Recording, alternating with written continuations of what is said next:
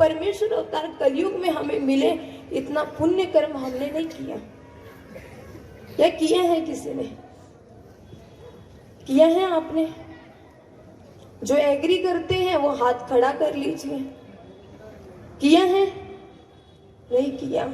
इसीलिए आज ये संत हमारे बीच में है, ये संत समाज हमारे बीच में। ये जो मानवा पंथ का मुख्य उद्देश्य था, पदयात्रा मानव उत्तर भारत के अंदर लेकर आना, आप लोगों से अवगत कराना, धर्म का प्रचार करना, इसका मुख्य उद्देश्य यही था कि किसी न किसी माध्यम से जीव का भला हो। यहाँ से जाने के बाद एक को भी, भगवान श्री कृष्ण जैसे गीता में कहते हैं कि कोई एक जानकर मेरी भक्ति करता है, ऐसे हजारों मेरी भक्ति करते होंगे, लेकिन हजारों में से कोई एक, कोई बिरला होगा जो जानकर मेरी भक्ति करता है। तो यहाँ से जाने के बाद अगर कोई एक भी महानुभाव पंथ को सही मायने में अगर समझ गया, तो इससे बड़ी जीत हमारे पंथ की कोई और नहीं हो सकती। तो आज का जो सत्र है वो बड़ा ही सुंदर है। वैसे तो हम कहते हैं महिलाओं को जगह दो, स्थान दो, ये दो, वो दो। अरे दो तो दो। महिलाओं में कितनी काबिलियत है वो कोविड में बहुत देखने को मिली है। कोविड में बहुत महिलाएं आगे आगे बढ़कर आई हैं, चाहे वो शिक्षण में हो, चाहे वो धर्म प्रचार में हो, मुकाबले की टक्कर दी है, चाहे उधर की पार्टी हो चाहे इधर की पार्टी। मुकाबला दोनों तरफ से सेम था। तो महानुभाव पंथ का जो मुख्य उद्देश्य था आज का ये जो महिला संत सम्मेलन रखने का, वो यही था कि महिलाओं को हम एक ऐसा स्टेज दें कि इसके माध्यम से ये पंथ का प्रचार कर सकें। तो ऐसे ही आज का जो मुख्य प्रवचन है, जो हमारी इतनी सारी युवा पीढ़ी है आपके समक्ष रखने आ रही है, ऐसे ही तपस्विनी जिज्ञासा ताई। ठीक है, तो अभी हमारे बीच में महाराष्ट्र से तिनेवाड़ी आश्रम से पधारी हुई, मेरे ही नाम से मैच करती हुई परम पूजनीय परम आदरणीय तपस्विनी अश्विनी कोठी, ये अभी आपके समक्ष महिला संत सम्मेलन के बीच में अपने 2 शब्दों को रखेंगी। तो मैं प्रार्थना करती हूँ कि अश्विनी कोठी जहाँ भी उपस्थित हो सभा मंडप के अंदर आ जाए और अपने 2 शब्दों को हम सभी के बीच में रखें। अश्विनी कोठी। ऐसे ही सहारनपुर से पधारे हुए तपस्विनी जिज्ञासा ताई, मैं इनसे अनुरोध करती हूँ कि ये मंच पर आए और अपने 2 शब्दों को रखें। केवल 10 मिनट का समय आपके पास रहेगा। 10 मिनट के अंदर आप अपने वक्तव्यों को सभी के समक्ष रखें। धन्यवाद।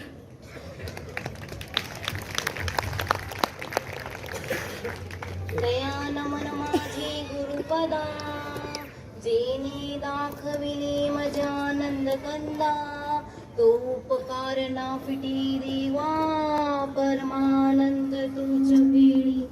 आज यहाँ पर सभी वासनिक, आज हम सब यहाँ पर उपस्थित पदयात्रा निमित्त से उपस्थित हुए सभी वासनिक वर्ग,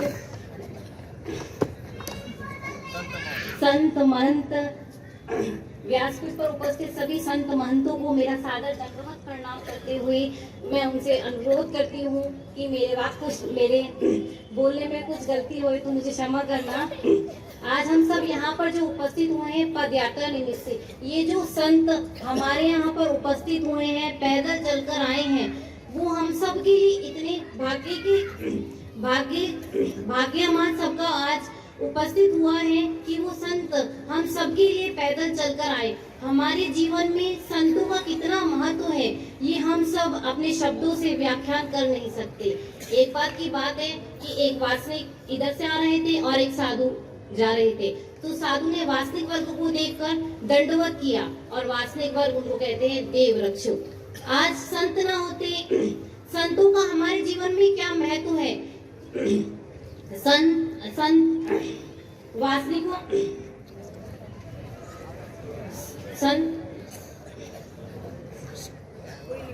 संतों का हमारे जीवन में कितना महत्व है। संत हमारे को सिखाते हैं कि हमारे को कैसा करना चाहिए, क्योंकि ये संत हमारे जीवन में ना होते तो हमारे को पता ही नहीं चलता। जैसे 800 साल पहले श्री चक्रधर स्वामी जी ने घरों घर जाकर जीवों को ज्ञान दिया, हमारे पंथ जीवों को ज्ञान दिया, ऐसे ही आज हमारे समक्ष उपस्थित सभी संत महंत हम सबको ज्ञान देते हैं। हमारे जीवन में संतों का बहुत महत्व है। इस संतों के महत्व को हम शब्दों में व्याख्यान नहीं कर सकते। मैं खामनेकर बाबा जी ने मुझे कहा कि 2 शब्द बोले हैं, पर मैंने कभी ऐसी पूर्व तैयारी नहीं करी। फिर भी मैं उनसे प्रार्थना करती हूँ कि कुछ भी गलती हो जाए तो मुझे क्षमा करना। तो संतों का हमारे जीवन में बहुत महत्व है। हमने श्री चक्रधर स्वामी जी के लीला चरित्र में पद्मनाभी देव के बारे में सुना है। पद्मनाभी देव एक बार की बात है कि पद्मनाभी देव स्वामी जी का सन्निधान छोड़कर अपने घर वापस चले गए और वो किसी कारणवश से किसी की हत्या करने के लिए जा रहे थे। पर स्वामी हमारे दयालु मयालु कृपालु, उन्होंने कहा कि ये जीव हमारे सन्निधान में रहा है, इसका कैसे भी करके भला होए, ये जीव नरकों की तरफ ना जाए। तो स्वामी जी आचार्य श्री नागदेव जी को कहते हैं कि तुम्हारे को रास्ते में कोई भी मिले तो उनसे बात करना, उनसे संभाषण करना। तो आचार्य श्री नागदेव जी किसी स्वामी जी के सेवा निमित्त से बाजार में जाते हैं और उनको याद आता है कि स्वामी जी ने मेरे को आदेश दिया था कि कोई भी तुम्हारे को मिले उससे भाषण करना, उनसे 2 शब्द बोलना। तो उन्होंने स्वामी जी के शब्दों का मान रखते हुए पद्मनाभी देव जी से कहा कि दंडवत। उन्होंने नमस्कार किया अपनी भाषा में और उन्होंने कहा कि तुम मुझे जानते हो? वो कहते हैं हाँ, स्वामी जी के सन्निधान में श्री नागदेव आचार्य तो मैं हूँ। तो पद्मनाभी देव जी की श्री नागदेव आचार्य जी की भेंट से उनके जीवन में क्या बदलाव आया। कहते हैं कि पद्मनाभी देव जी ने किसी से पैसे लिए थे और वो पैसे उन्होंने टाइम पर नहीं दिए, तो वो अगर वो पैसे उस समय ना देते तो वो उनकी हत्या कर देते, और हत्या करने के बाद जो जीव जड़त्व के नरकों में जाने वाला था, उन नरकों से स्वामी जी ने अपनी कृपा दृष्टि से उनको बचा लिया। ऐसे ही हमारे जीवन में संतों का बहुत महत्व है। ये संत हमारे को आचार करके दिखा रहे हैं कि हम कैसे अपने जीवन में अपने जीवन का सुधार कर सकते हैं। आज हम सब यहाँ पर अश्वनी ताई की दीक्षा निमित्त में यहाँ पर उपस्थित हुए हैं। 1 सुपारी कर्मराटी में दी जाती है, 1 सुपारी देवराटी में दी जाती है। कर्मराटी की जो सुपारी है वो हमारे को नरकों की तरफ ले जाती है, और देवराटी की सुपारी जो अश्वनी ताई श्री चक्रधर स्वामी जी को अर्पण कर रही है, वो उनको कैवल्य धाम की तरफ लेकर जा रही है। कैवल्य धाम की तरफ लेकर जा रही है। जीवन जी संत आए, ये सिर्फ हमारे लिए नहीं चल कर आए कि आज हमारी जो ओर होती है सिर्फ जड़ की तरफ होती है कि हम 2-4 स्नान कर लें, हम आश्रम में जाना ही नहीं चाहते का, क्योंकि संतों को दर्शन करने से लगेगा कि हमारे को उनको 50-100 रुपए पेड करने पड़ेंगे। ये जो संत है हमारे 50-100 रुपए के लिए नहीं आए हैं, वो श्री चक्रधर स्वामी जी का जो ज्ञान है हम सबको देना चाहते हैं, हम सबको अपने जीवन का उद्धार करना चाहते हैं। आश्रम का क्या मतलब होता है? आश्रम आमंजे नाही श्रम, जहाँ पर जाकर हमारे जीवन में कोई भी शारीरिक श्रम क्या मानसिक श्रम भी ना रह जाए, तो वो थकवा हमारे जीवन से दूर हो जाए। वो मानसिक थकवा को दूर करने के लिए, हमारे जीवन में आई हुई मानसिक शांति को दूर करने के लिए हमारे बीच में उपस्थित हुए हैं। तो इसीलिए हम सब अपने आत्म कल्याण के लिए क्यों ना हो, इन संतों के दर्शन करने चाहिए। आज के टाइम में कोई भी ये चाहते, वो सब ये सोचते हैं कि हम 56 के बाद संन्यास लें, क्यों अश्वनीता इतनी जल्दी दीक्षा क्यों ले रही हैं, ऐसे क्यों हो रहा है। पर हमारे जीवन में काल का बहुत महत्व है। ये कोरोना काल में हम सबको दिख गया कि क्षण का, समय का क्या महत्व है। तो एक छोटा सा विनोद बताती हूँ कि एक बार की बात है, एक गधा बीमार हो गया कुम्हार का, तो वो जाते हैं डॉक्टर के पास और कहते हैं कि क्या करें, तो कहते हैं कि ये दवाई लो और बांस की फूकनी से गधे की नाक में डाल देना। तो गधे की नाक में से सुपारी ली तो वो फूक मारता, इससे पहले गधे ने फूक मार दी। इसका क्या मतलब हुआ कि काल हमारे को फूक मार दे, इससे पहले हम काल को फूक मार दे। इसीलिए मैं अश्वनीताई को अश्वनीताई के विषय प्रार्थना करते हुए श्री चक्रधर स्वामी जी से कि परमेश्वर उनका ये जो अनुसरण है अपने अपने सिद्धियर्थ लेके जाए, उनको अपने श्री चरण में अपना स्थान दे। ये कहते हुए मैं अपने 2 शब्दों को विराम देती हूँ और उपस्थित सब व्यासपीठ पर उपस्थित सभी संत महंतों से क्षमा याचना करती हूँ कि बोलते हुए कुछ मेरे से गलती हो गई हो तो अपने मोटे अंतःकरण से मुझे क्षमा करें।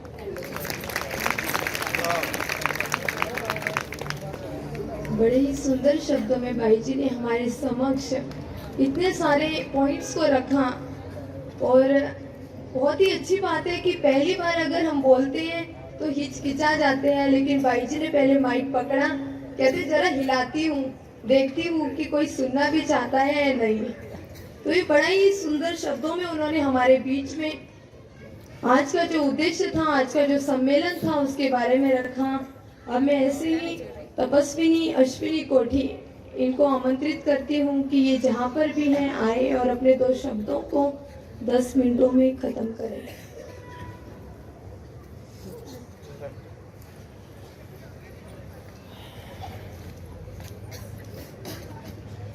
वसुदेव सुतं देवं कंसचाणूरमर्दनं देवकी परमानन्दनं कृष्णं वन्दे जगद्गुरु। श्री गोपाल कृष्ण महाराज की जय। आज इस कार्यक्रम के उपलक्ष्य में पधारे हुए आदरणीय श्रद्धेय अमरावती निवासी बाबा जी और वैसे ही मुझे नाम तो नहीं पता, सब उपस्थित संत महंतों और सभी वासनिक बंधु भगिनियों को मैं दंडवत प्रणाम करती हूँ। सबसे पहले मैं अपने गुरु जी आदरणीय श्रद्धेय श्री तिनेवाड़ी निवासी बाबा जी को वंदन करती हूँ। वैसे तो मानवीय जीवन सुख दुखों का सागर होता है।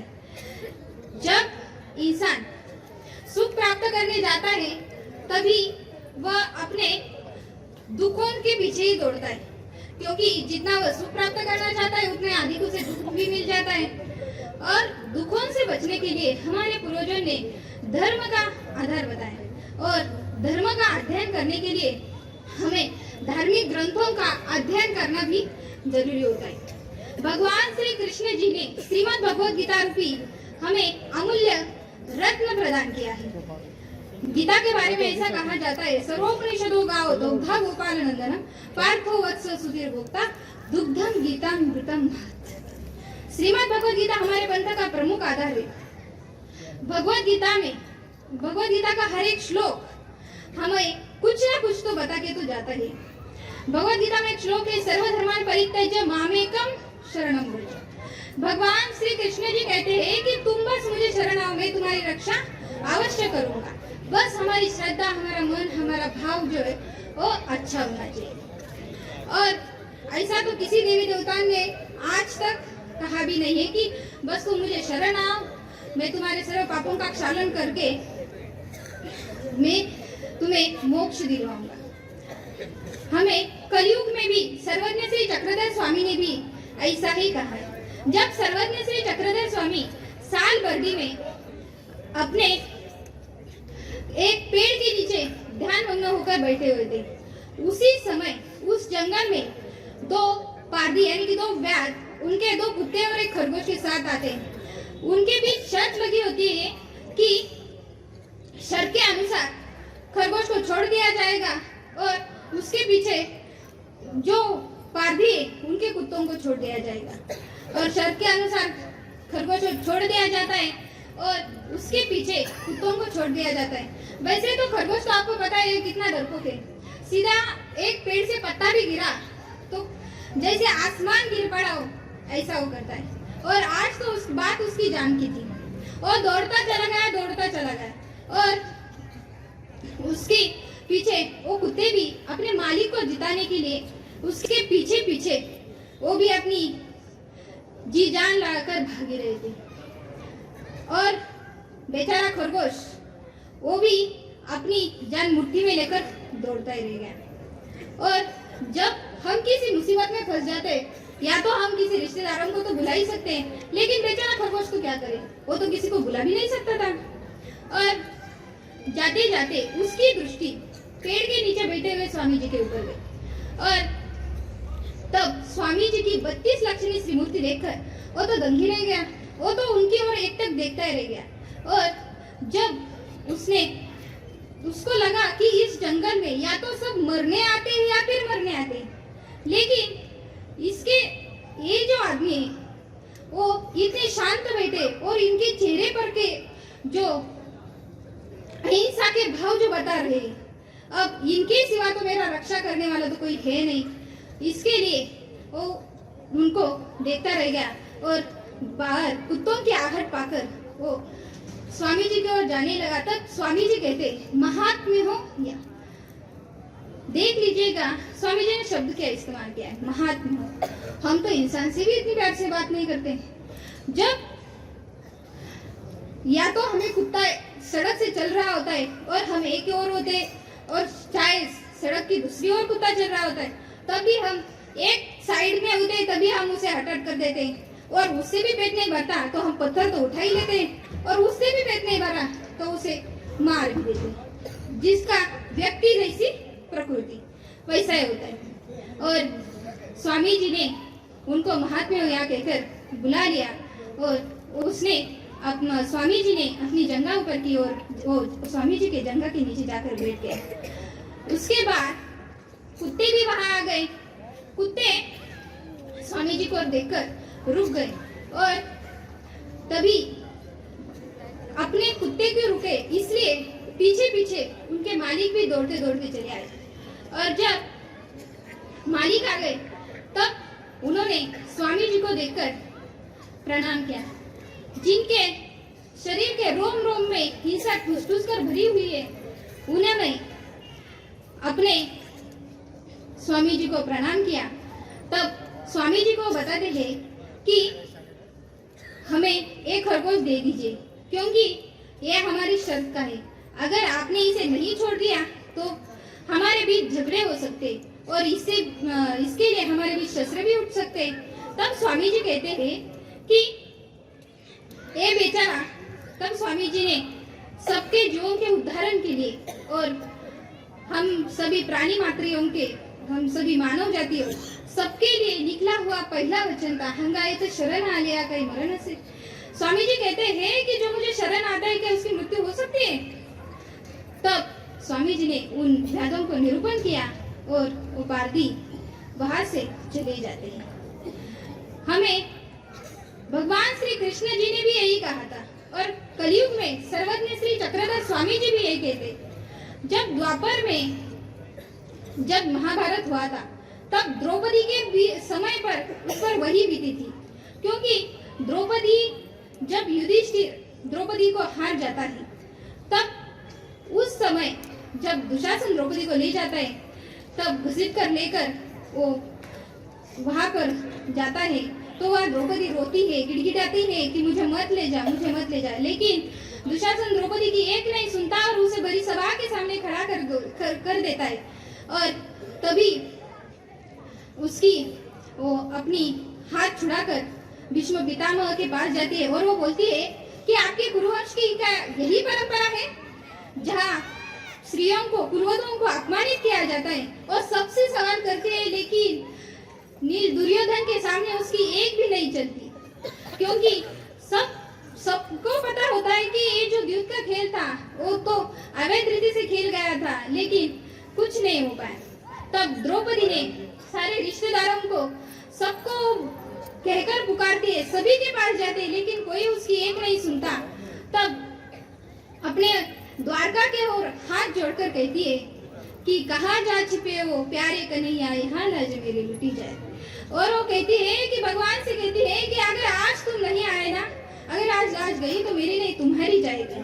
और भगवान से कहती है कि हे भगवान, सारी दुनिया कहती है कि जिनका कोई नहीं होता उनका भगवान होता है, इसलिए तुम यहाँ आ जाओ, हे कन्हैया तुम यहाँ आ जाओ, क्योंकि अगर आज तुम नहीं आए तो मेरा ही नहीं पूरी दुनिया का तुम पर से भरोसा उठ जाएगा। क्योंकि सभी लोग तो यही कहते हैं ना कि जिनका कोई नहीं होता उनका भगवान होता है। तो यहाँ आ जा। और वो अपने भगवान को, कृष्ण को हाथ जोड़कर कहते हैं, कान्हा तुम जल्दी आ जाओ। कहते हैं, मेरा कोई न सहारा बिन तेरे, घनश्याम चले आना। और वो रोती है और वो भगवान को हाथ जोड़कर कहती है, और दुशासन साड़ी खींचता जाता है, तब भगवान श्री कृष्ण जी साड़ियों का ढेर करा कर देते हैं। तब उसकी लज्जा रक्षण तो होती ही है, लेकिन द्रौपदी जब कहती है कि भगवान, अरे कृष्ण तुम्हें आने में इतनी देर क्यों लगा दी, तब भगवान श्री कृष्ण जी कहते हैं कि बहना मैंने आने में नहीं देर कर दी, बहना मैंने आने में नहीं देर कर दी, तुमने बुलाने में देर करा। क्या कहती है, मैंने आने में नहीं देर कर दी, तुमने बुलाने में देर करा दी। हम भी क्या करते हैं, हम भी यही करते हैं। सबसे पहले तो हम अपने रिश्तेदारों को पुकारते हैं। कोई भी हम पर मुसीबत आ जाती है तब हम सारे अपने रिश्तेदारों को बुलाते हैं, लेकिन जब कोई भी रिश्तेदार काम नहीं आता तब हम किसके पास जाते हैं, भगवान के पास जाते हैं और उनको हाथ जोड़कर विनती कहते हैं, भगवान जी बस हमारे ऊपर मुसीबत आई है, आप उसका निवारण कर दो। लेकिन हमें क्या करना चाहिए, पहले तो भगवान को शरण जाना चाहिए। भगवान का श्लोक हमें याद रखना चाहिए कि सर्वधर्मान् परित्यज्य मामेकं शरणं व्रज, क्योंकि भगवान श्री कृष्ण जी ने भी यही कहा है, कलयुग में सर्वज्ञ श्री चक्रधर स्वामी जी भी यही कहते हैं। इसलिए हमें सिर्फ और सिर्फ भगवान को शरण जाना चाहिए। आज इस कार्यक्रम के उपलक्ष्य में आयोजित किया हुआ ये महिला ज्ञान सत्र और सभी भक्तगण भी यहाँ पधारे हुए और आज पदयात्रा भी आ चुकी है। आज परसों दक्षता और अश्विनी जी की अनुसरण विधि का कार्यक्रम होने वाला है, जो गुरुजी है शाहबाद के ज्योतिबाई जी हमारे गुराई की बहन होने की वजह से हम सब तो उन्हें मामा जी कहकर हमारे यहाँ तो बुलाते हैं। और एक गुरुजी भी हमारे पुणे जिले से भी बिलोंग करते हैं और उनके बारे में बताया जाए तो हम बचपन से ही उन्हें जानते हैं। उनका स्वभाव बड़ा ही दयालु है और वो तो बड़े प्रेमद है। जब मेरे गुरुजी तो तिनेवाड़ी के बाबा जी तो हर साल यहाँ आते हैं, बस इस वक्त तो तबीयत की वजह से आज यहाँ नहीं आ पाए।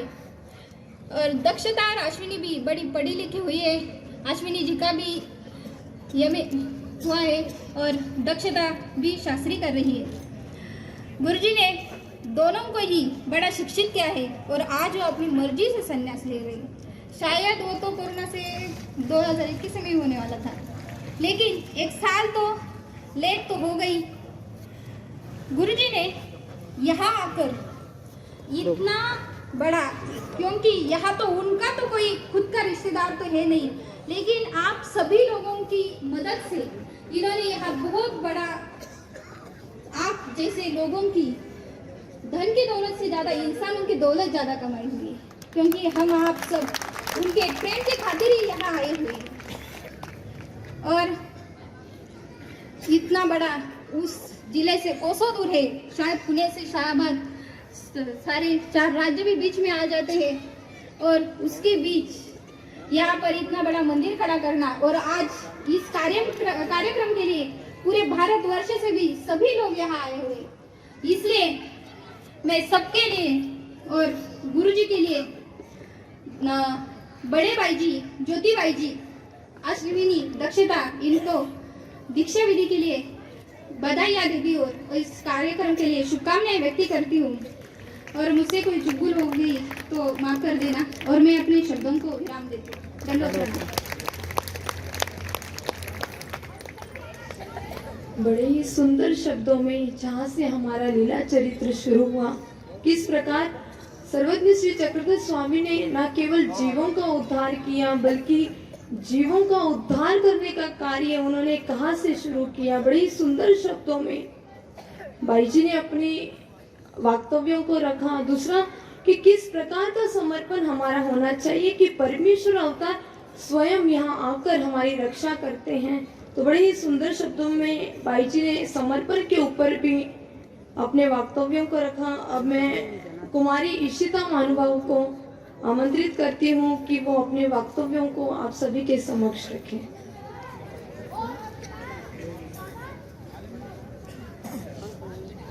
एक बार फिर अनाउंस कर दो। हाँ अनाउंस कर दो एक बार। आ गए।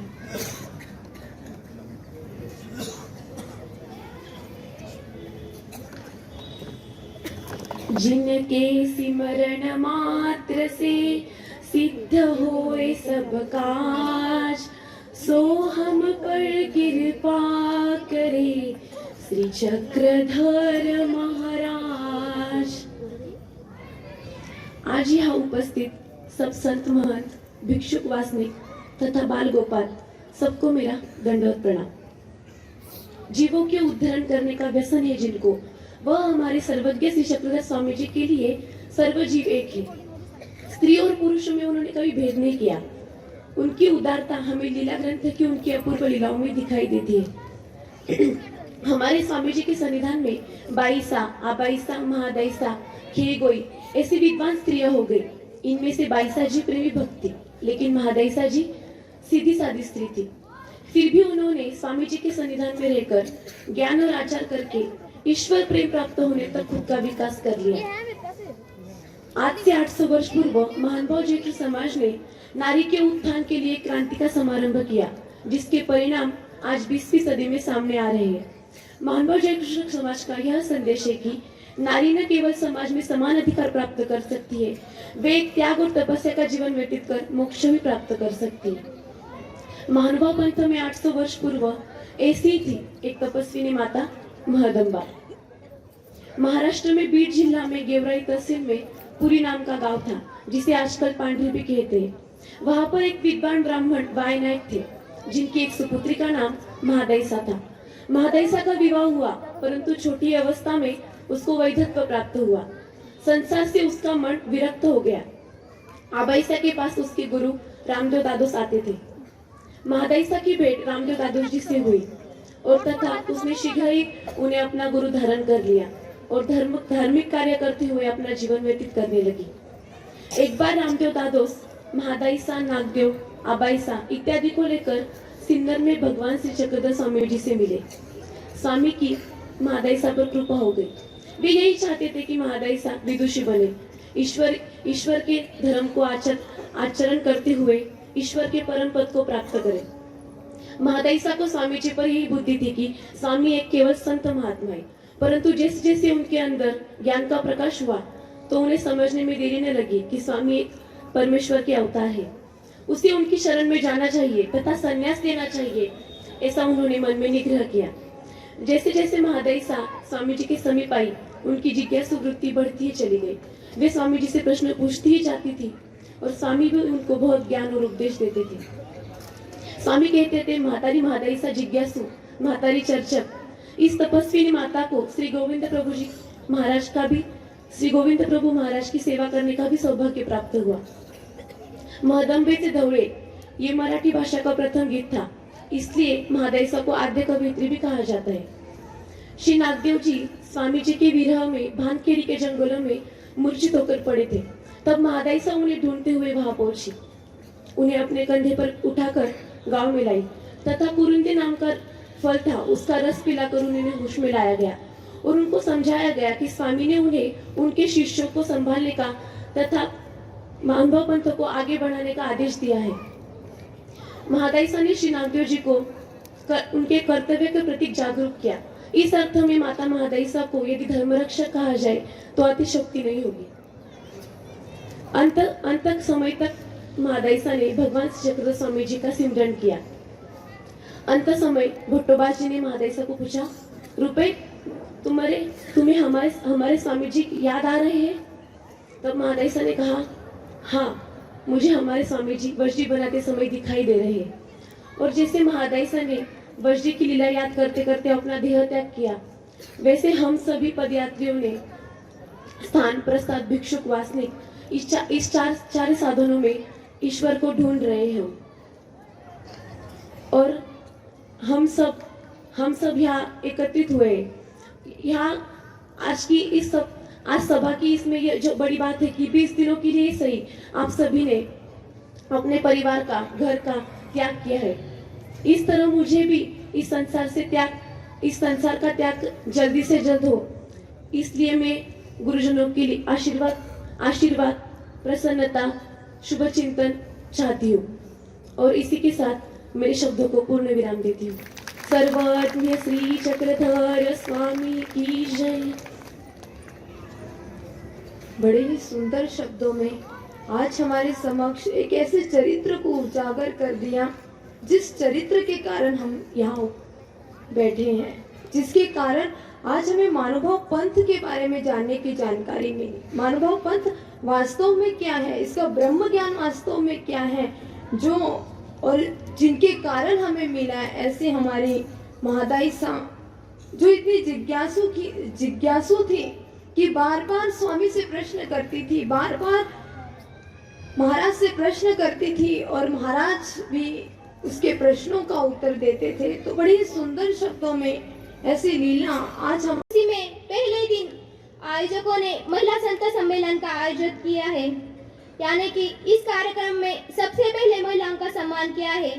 हमारे श्री चक्रधर महाराज ने महिलाओं का बहुत सम्मान किया है, उनका आदर किया है। शायद संस्कृत में एक सुभाषित है, अहिंसा परमो धर्म। अहिंसा यानी हिंसा न करना, यह सबसे बड़ा धर्म है। जिस धर्म में अहिंसा व्रत का पालन किया जाता है वह धर्म भी श्रेष्ठ है। इतना ही नहीं बल्कि जिस धर्म में अहिंसा व्रत का पालन किया जाता है वह देश, राष्ट्र, समाज और व्यक्ति ये भी श्रेष्ठ हो जाते हैं। अहिंसा की व्याख्या है हिंसा न करना। यानी नहीं, हिंसा यानी किसी को कष्ट पहुंचाना, किसी को दुख पहुंचाना एवं किसी भी प्राणी मात्र को दुख कष्ट न पहुंचाना, इसे अहिंसा कहते हैं। यह हिंसा 3 प्रकार की होती है, मानसिक हिंसा, वाचिक हिंसा और शारीरिक हिंसा। मानसिक हिंसा यानी मन में किसी का बुरा चिंतन करना, बुरा सोचना, बुरा चाहना। एक बार खड़कुले में महाराज गोदावरी नदी के किनारे गुफा में निवास कर रहे थे। गुफा खुली होने के कारण प्रतिदिन वहाँ एक भक्त की पहरा देने की सेवा थी। एक दिन औसा नामक भक्तानी की पहरा देने की सेवा थी। महाराज गुफा में ओटे पर बैठे हुए थे। उसी समय एक कुत्ता अपना भूखा पेट लेकर भक्ष्य ढूंढने की खोज में वहां पहुंचा। फिर महाराज ने उन्हें समझाया, अगर एक कुत्ता अपने भूखे पेट के लिए कुछ अन्न पदार्थ की खोज में आता है तो उसमें उसका क्या कसूर। उसकी कोई माँ बहन है जो उसके लिए रोटी बनाएगी और वो आ जाकर भोजन करेगा। ऐसी तो कोई व्यवस्था नहीं है। अपने पदार्थों की हमें रक्षा करनी चाहिए, लेकिन कोई भी प्राणी कुछ अन्न पदार्थ की या कुछ भक्ष्य ढूंढने की खोज में आता है तो हमें उन्हें मारना नहीं चाहिए।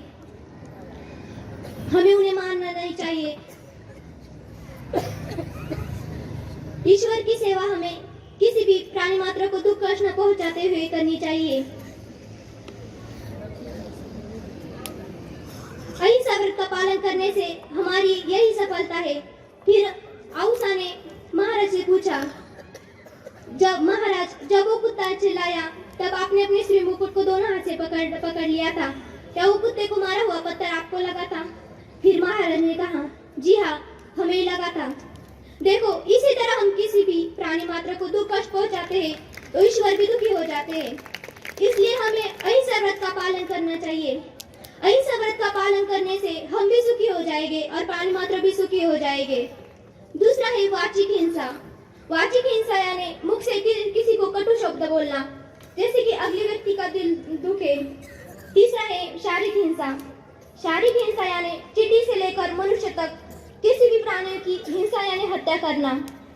इन 3 हिंसा का महाराज ने निषेध किया है। मानसिक हिंसा के विषय में महाराज कहते हैं कि हमें चींटी का भी बुरा नहीं सोचना चाहिए। अगर सोचोगे तो हमारा मोक्ष प्राप्ति का अधिकार चला जाएगा, अंतकरण में कठिनता आ जाएगी। और वाचिक हिंसा के विषय में महाराज कहते हैं कि हमें किसी को भी कटु शब्द नहीं बोलने चाहिए, प्रिय भाषण करना चाहिए। और शारीरिक हिंसा के विषय में महाराज कहते हैं कि हमें किसी की भी हिंसा यानी हत्या नहीं करनी चाहिए। वो चतुर्वेद भूत ग्रामों को अभय देना है। ऐसे कई वचन महाराज जी में निरूपण किए हैं और कई लिया चरित्रों में उपलब्ध है। उत्तरार्ध काल में महाराज डोमे ग्राम के निकट छिन्नपाप गुफा में निवास करने आए तब वो गुफा छोटी थी। गुफा छोटी होने के कारण प्रतिदिन वहाँ एक भक्त की पहरा देने की सेवा थी। एक दिन औसा नामक भक्तानी की पहरा देने की सेवा थी।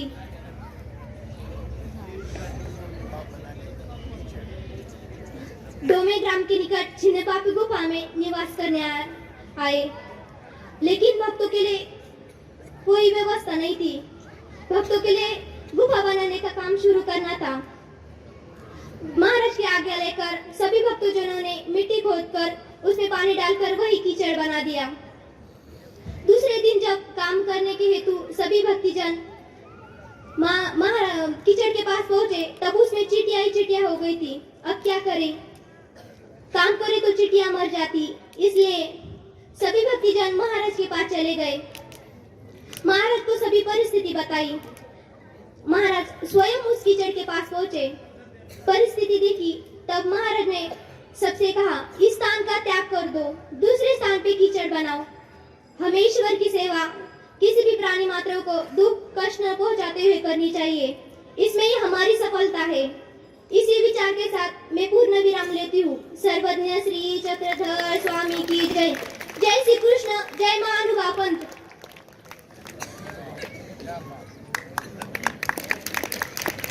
कितना आवाज था इस वाणी में कि लीला तो हम बहुत सुनते हैं, लेकिन उस लीला को अगर बार बार अपने शब्दों के माध्यम से उजागर कर दिया जाए तो उसका मूल्य ही कुछ और होता है। लीलाओं को हमने बहुत बार सुना, जो लीलाएं उन्होंने हमारे सामने प्रेजेंट करी, लेकिन लीलाओं को जब एक छोटा बच्चा आकर बोलता है तो सुनने का आनंद कुछ और ही हो जाता है। तो एक छोटी सी बच्ची जिसने बड़ी सुंदर भाव हम सभी के समक्ष रखें, ऐसे ही अब हमारे बीच में एक छोटी सी कुमारी नूतन कारंजेकर, वो भी अपने शब्दों को रखेंगे।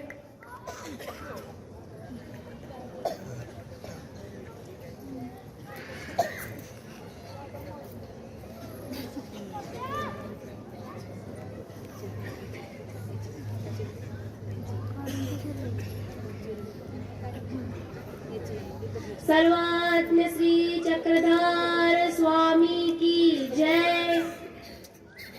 कृष्ण जिनका नाम है, गोकुल जिनका धाम है, ऐसे श्री गोपाल को, ऐसे श्री भगवान को बारंबार प्रणाम है, बारंबार प्रणाम है।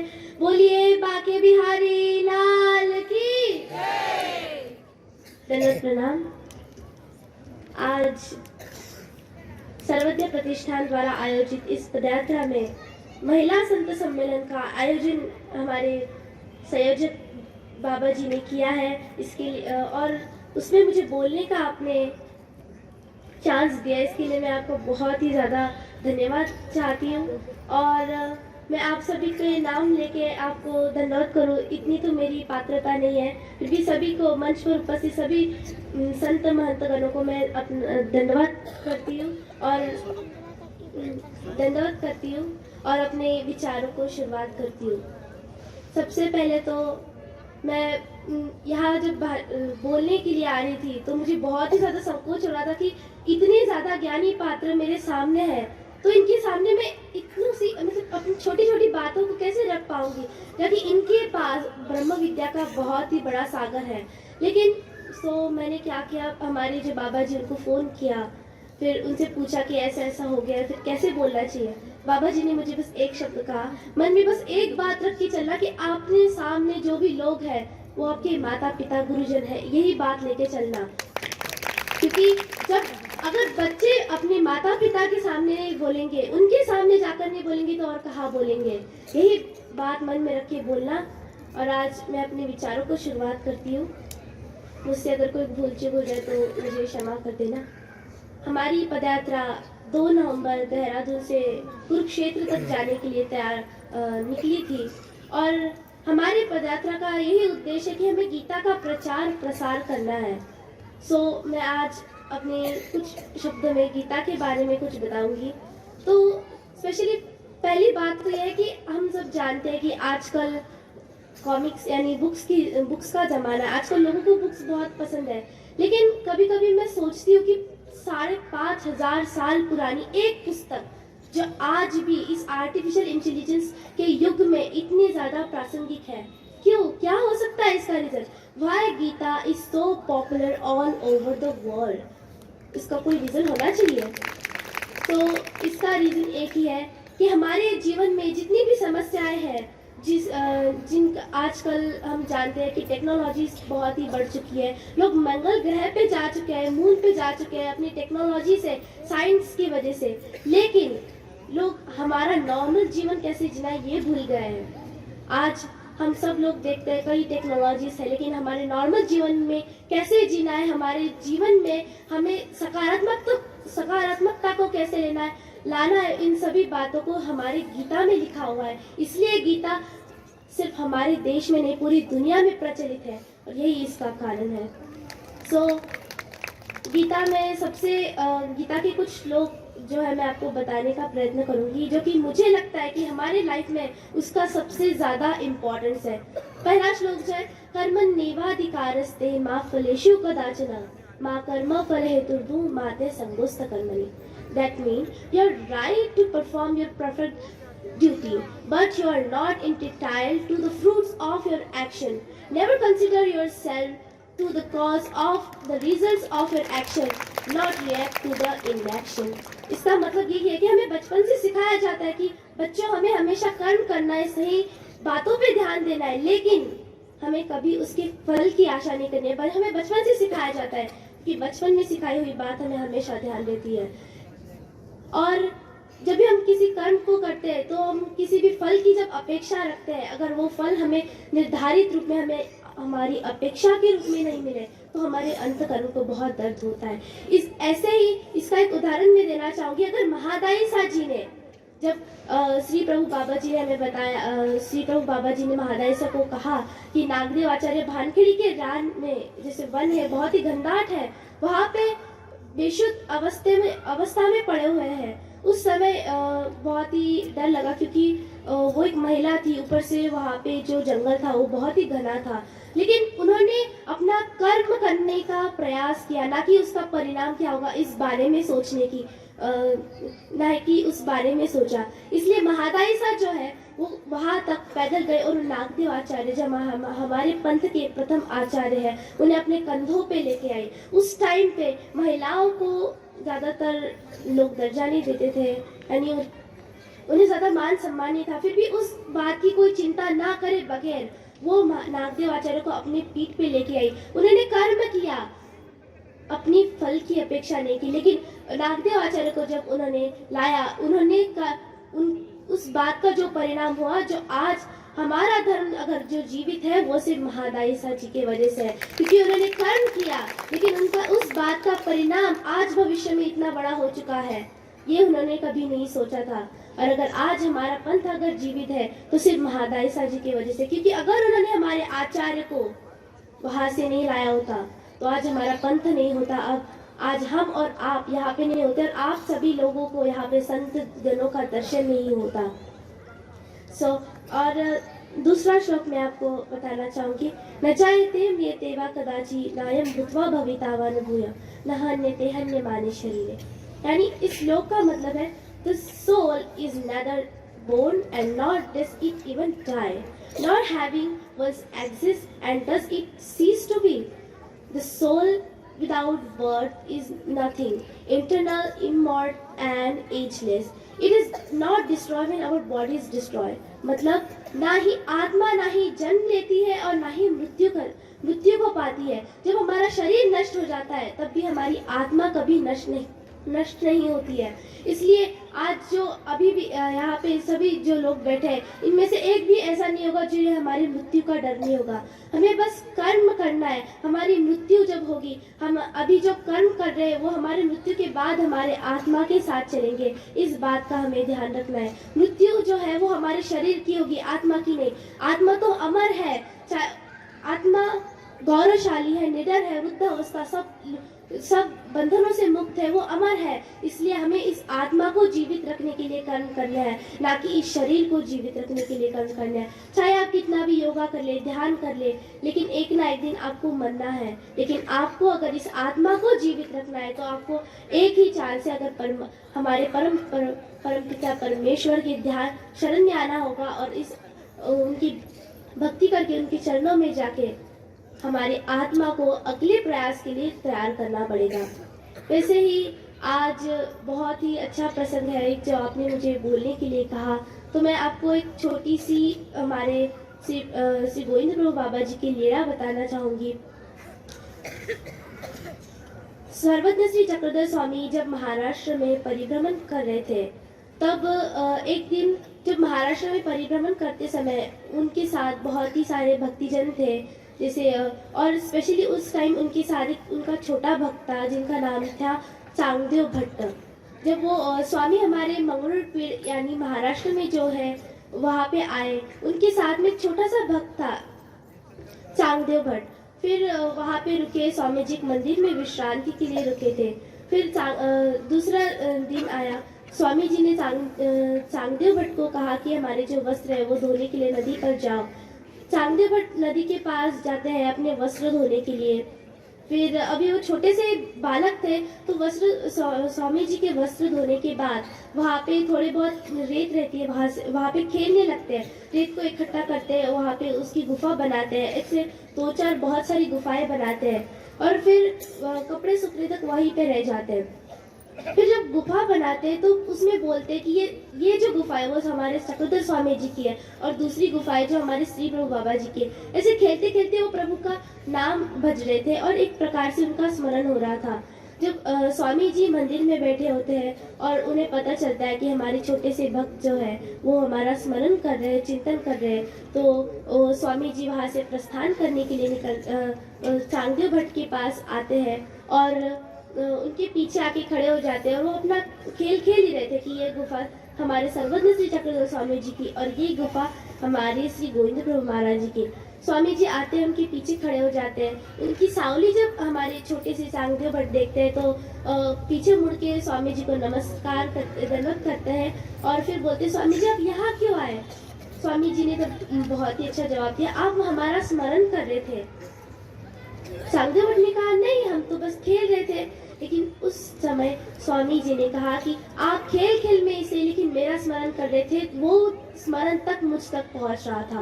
वैसे ही हम सभी जो पदयात्री लोग हैं, यहाँ 2 तारीख से हम चल रहे हैं, रास्ते में हम बहुत ही भगवान के नाम गाते हैं, उनका भजन करते हैं। किस रास्ते में अगर कोई मिल जाए तो उन्हें जय श्री कृष्णा बोलते हैं, उन दंडवत प्रणाम करते हैं, भगवान की लीलाएं भजन वो सब गाते फिरते चलते। एक प्रकार का हमारा वो स्मरण हो रहा है, ऐसे भगवान ने इस लीला में जताया। हम चाहे तो किसी भी प्रकार से भगवान का स्मरण कर सकते हैं। भगवान का स्मरण करने के बहुत ही सारे फायदे होते हैं। एक छोटा सा मैं प्रसंग आपको बताना चाहूंगी। भगवान का एक भक्त होता है श्री कृष्ण भगवान का, वो बहुत ही भगवान की भक्ति करता है, लेकिन अभी कर्मराठी में रहता है तो उसे अपनी जॉब वगैरह करनी पड़ती है। सो एक दिन क्या होता है कि जब वो जॉब के लिए निकलता है तो रात को पहले तो भगवान जी को दंडवत करके सोता है कि अगला दिन हमारा अच्छा हो, भगवान जी के नाम से शुरू हो, नाम पर ही खत्म हो, ऐसे बोलते वो सो जाता है। सुबह उठता है तो अपने ऑफिस जाने के लिए निकल जाता है, तो देखता है कि हमारी उनकी जो गाड़ी रहती है वो खराब हो गई है। फिर वो चकित पड़ जाता है कि अरे अभी हमने इसको रिपेयर किया था, वो खराब कैसे हो गई? खराब हो जाती है। फिर बाद में बोलते हैं जाने दो, कोई बात नहीं, आज थोड़ा सा लेट हो जाएगा, लेकिन कोई बात नहीं, हम रिक्शा से चलते हैं। फिर वो रिक्शा में जाते हैं तो रास्ते में जाते जाते रिक्शा भी पंक्चर हो जाती है। फिर वो बोलता है, अरे ये क्या हो रहा है? मैंने भगवान के नाम से अपने दिन को शुरुआत की, फिर भी ये कैसे हो रहा है? एक ना एक अपशगुन मेरे साथ बढ़ते जा रहे हैं, अगर मैं नहीं गया तो मेरी जॉब चली जाएगी। इसलिए वो रिक्शा भी खराब हो जाता है। बाद में वो बोलते हैं चलो कोई बात नहीं, किसी बस को लेते हैं, बस से जाते हैं। लेकिन थोड़ी देर बाद वो बस भी बिगड़ जाती है। अब वो बोलेंगे कि ये क्या हो रहा है मेरे साथ, कुछ समझ नहीं आ रहा है। भगवान जी को फिर बोलते हैं, भगवान मेरी रक्षा करना, मुझे कुछ भी करना, मेरी जॉब बचाना। फिर बाद में फिर सामने चलने लगते हैं, फिर बोलते हैं अभी दोपहर हो गई, मुझे बहुत ज़्यादा भूख लगी है। तो जब वो जाते हैं किसी होटल में छोटे से, वहाँ पे एक बर्गर लेते हैं, लेकिन बर्गर में भी मक्खी गिर जाती है। वो बोलते हैं आज क्या हो रहा है, मैंने तो भगवान के नाम से शुरू किया था, अभी भगवान के नाम से ही अपने दिन को खत्म करता। अरे भगवान जी कहाँ हो आप, मैं आपको इतना नाम स्मरण चिंतन करता हूँ, क्यों मेरे साथ हो रहा है इतना सब कुछ। फिर बोलते हैं, फिर आखिरकार दिन खत्म हो जाता है, बोलता है जाने दो कोई बात नहीं, घर पे जाके आराम से सो तो जाओ। फिर वो पंखा नहीं चलने होता है, पता नहीं क्यों पंखा भी बंद पड़ जाता है। तो बोलता है हे भगवान कैसे परीक्षा ले रहे हो आप मेरी, मुझे समझ नहीं आ रहा है, मैं आपका इतना स्मरण चिंतन करता हूँ फिर भी मुझे समझ नहीं आ रहा आप कैसे परीक्षा ले रहे हो। इसलिए फिर वो कहीं जाता है, फिर सो जाता है और फिर भगवान का नाम लेते सो जाता है। चलो कोई बात नहीं, आज जैसा भी दिन हुआ हम निकाल लेंगे। फिर भगवान रात को उनके स्वप्न में आते हैं, उनको बताते हैं कि देखो बेटा आपने हमारा स्मरण किया, हमें आपकी रक्षा करनी है। क्यों? क्योंकि आज सुबह जब तुम जाने वाले थे अपनी बाइक से, जो तुम्हारी बाइक थी वो इसलिए पंक्चर खराब करवा दी मैंने क्योंकि उससे तुम्हारा एक्सीडेंट होने वाला था। तो तुमने मेरा नाम लेके अपना दिन की शुरुआत की, तो मैं तुम्हारे साथ ऐसे कैसे होने देता।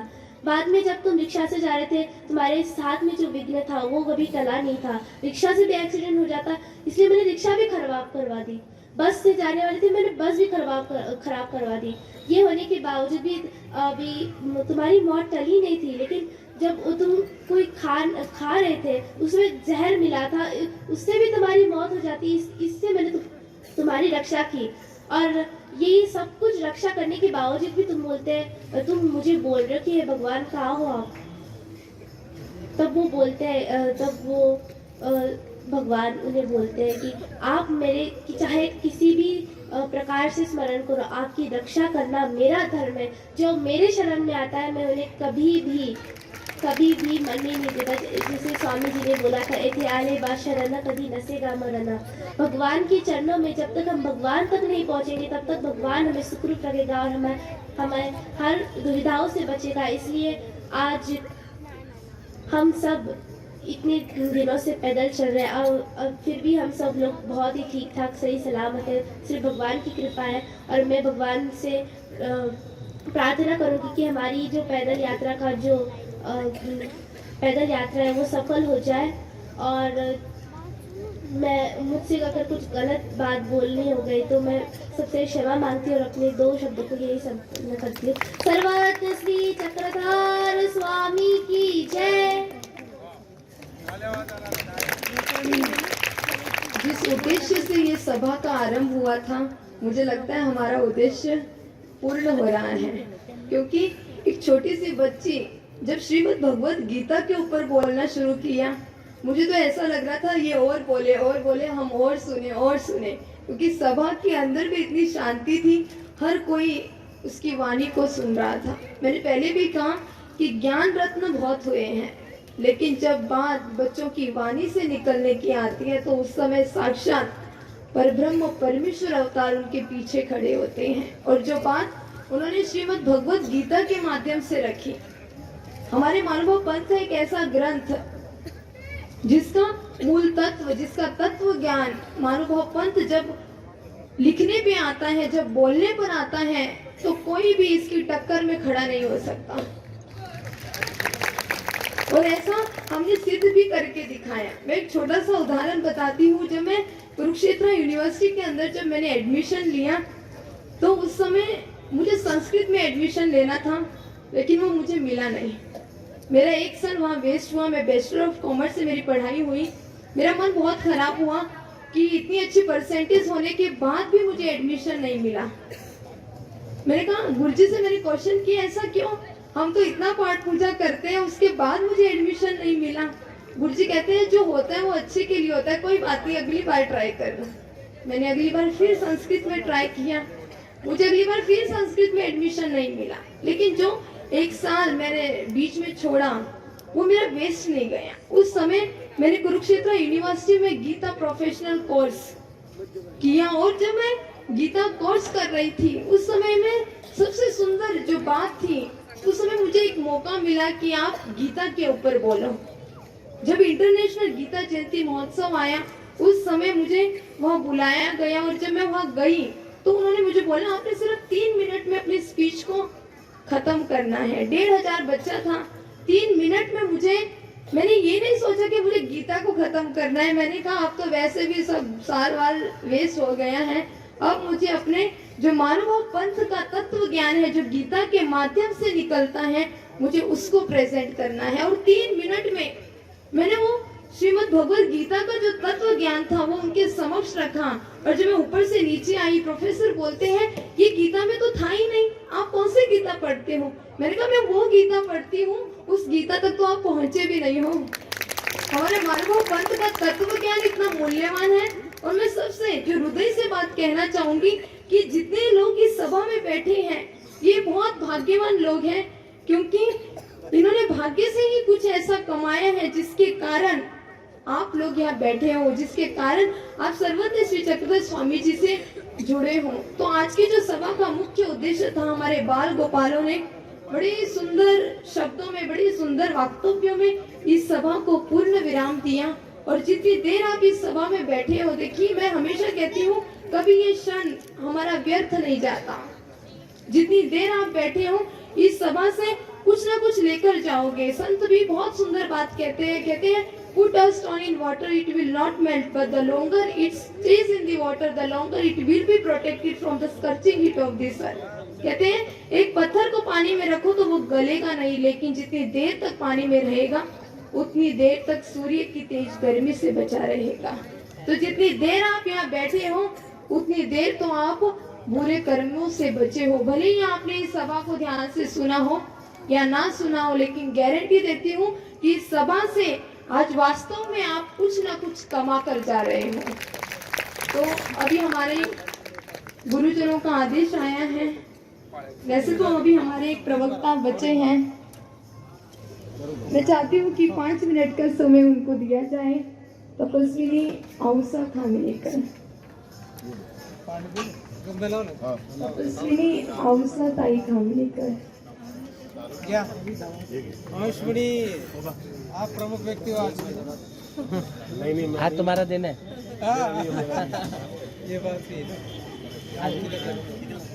तिलक लगा। मूर्ति को तिलक लगा। चंदन गंध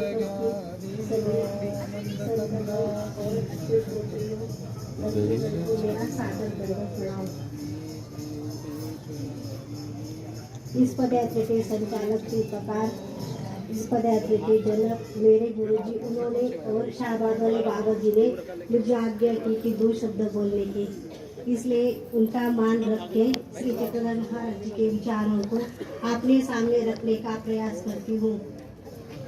वैदिक काल में स्त्रियों को किसी भी प्रकार का कोई अधिकार नहीं था, न धर्म क्रिया आचरने का और न शास्त्र पढ़ने का, इसलिए उनका जीवन संकुचित हो चुका था।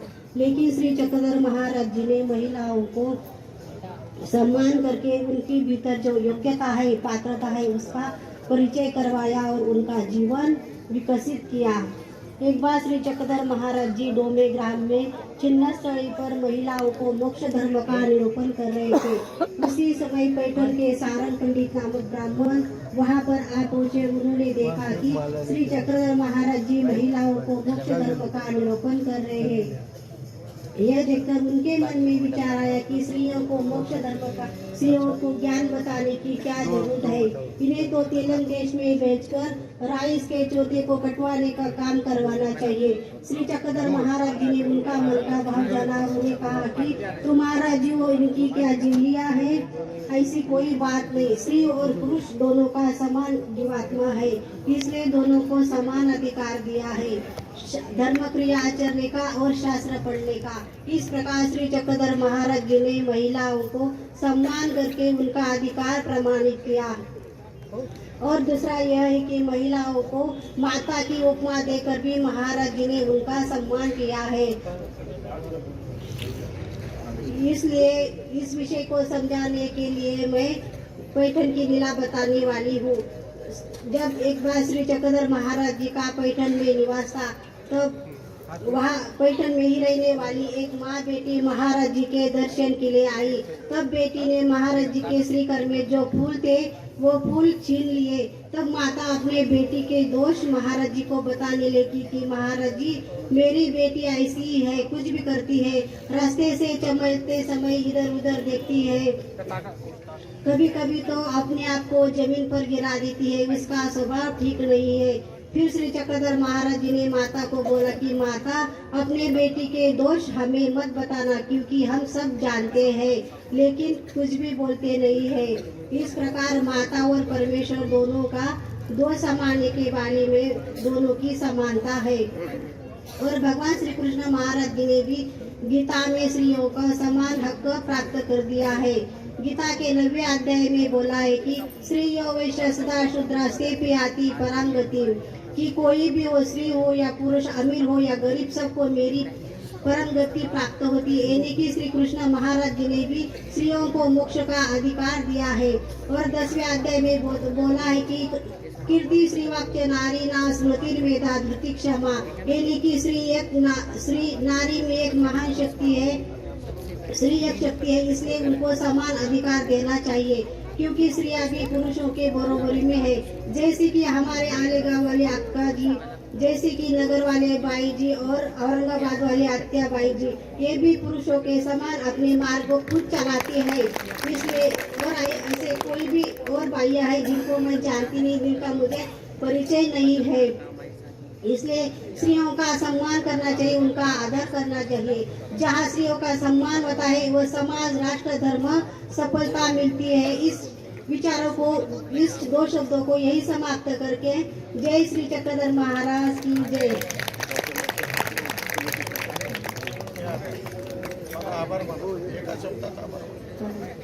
तो आज का जो सभा में आपने सुना, इसको अपने हृदय में लेकर जाना है। देखिए, ये सभा खत्म नहीं हुई है, ये सभा खत्म नहीं हुई, आज से ये सभा शुरू हुई है। तो बस मैं श्री गुरु जी से अनुरोध करती हूँ कि वो अपने 2 शब्दों को रखें। जय श्री कृष्णा, दंडवत प्रणाम। सब महिला संत सम्मेलन में जिन्होंने अपने विचार रखे हैं, उनके लिए सबने ताली बजाई। धन्यवाद, बहुत बढ़िया, बहुत अच्छा लगा। बता दिया है सारंग पंडित के बारे में, और इसके यहाँ महिलाओं का कितना सम्मान होता है। महिला बिना कुछ नहीं हो सकता। एक मराठी में वो भी है जो हमारे चिंतनी जनक बाबा जी ने बनाई हुई है, सकळ देवाचे देवपणा आले मातेच्या उदरातून। सब देवों का देवपन माता जी के पेट से आया, उदर से आया है। सकळ देवाचे देवपणा आले मातेच्या उदरातून। अगर माता नहीं होती, माँ नहीं होती, तो जीवन नावच नसते मेदिनी। इस पृथ्वी पर कोई जीवन नाम का कोई नाम नहीं होता। इतना महत्व महिलाओं का है।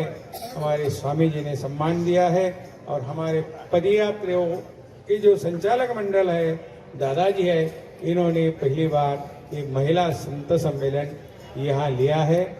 बाबा जी का भी मैं आभार व्यक्त करता हूँ। टाइम बहुत हो चुका है। यहाँ अनुसरण विधि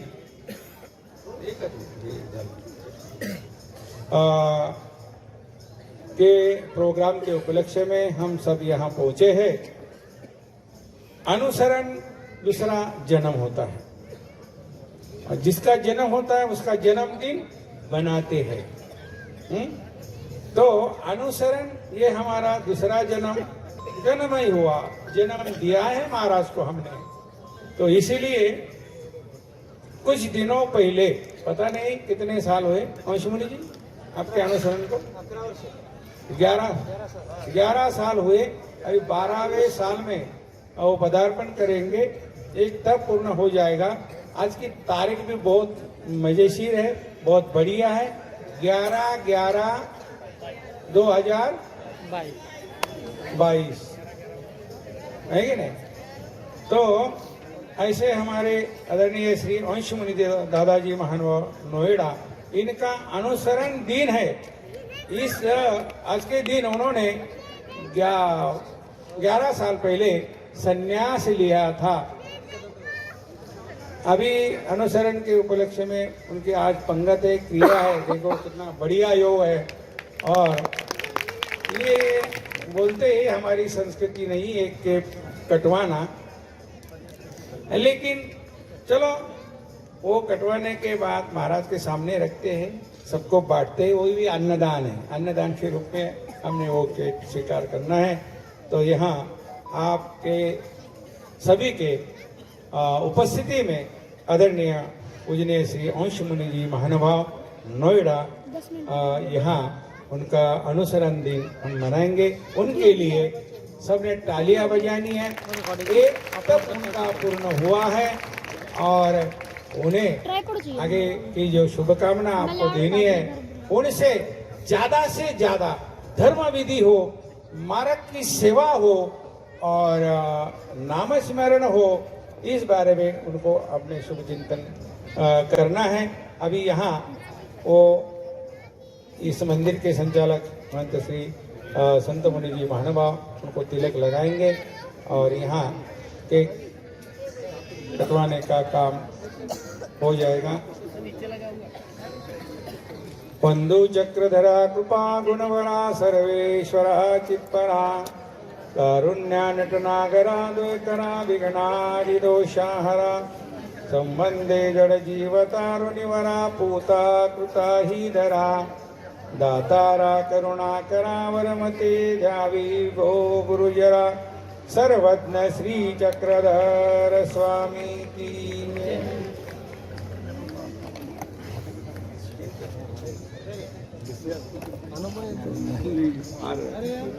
हाँ, प्रतिष्ठान के ओर से भी उनका स्वागत हो जाएगा। तो पालकी में से एक नारियल लेके आओ, नारियल लेके आओ, एक पुष्पमाला लेके आओ। अभी देखो अंश मुनि जी दादाजी बहुत बड़े भाग्यवान हो आप, क्योंकि पदयात्रा में आपका ये अनुसरण दिन संपन्न हो रहा है। अगला ही दिन ऐसा जो आपका अनुसरण दिन हो वही पदयात्रा में आ जाए, यही कामना यहाँ करते हैं। और अभी उनको तिलक लगाकर माला चढ़ाई है और इस मंदिर के संचालक महंत जी संतराज दादाजी महानुभाव उनको वस्त्र समर्पित कर रहे हैं। शाल, वस्त्र का मतलब होता है मन, हाँ, प्रसन्नता। वस्त्र बोले तो मन हो गए, प्रसन्नता दी है। हाँ, चलो ठीक है। हाँ ठीक है। हेलो, श्री गोपाल कृष्ण महाराज की जय, श्री दत्तात्रेय महाराज की जय, श्री चक्रपाणी महाराज की जय, श्री गोविंद प्रभु महाराज की जय, सर्वज्ञ श्री चक्रधर स्वामी की जय।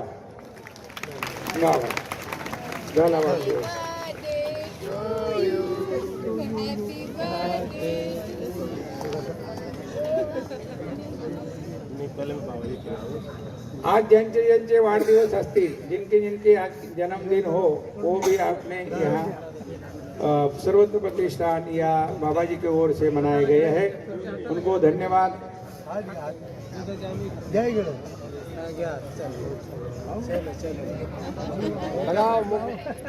हा, तर यानंतर सर्व ग्रस्त मंडळीचं पाळं होईल। आपण सर्वांनी कुठे ठेवले ते त्याला बाहेर त्याला आपण नुसतं जायचंय, काही ताट तांब्या वाटी काहीही न्यायची गरज नाही। आणि साधूंची पंगत बसणार आहे हॉलमध्ये। नाही आता तो महिलाला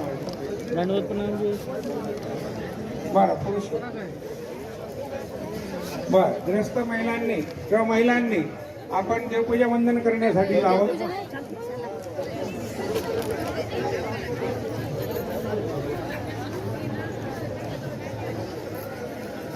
अंदर भी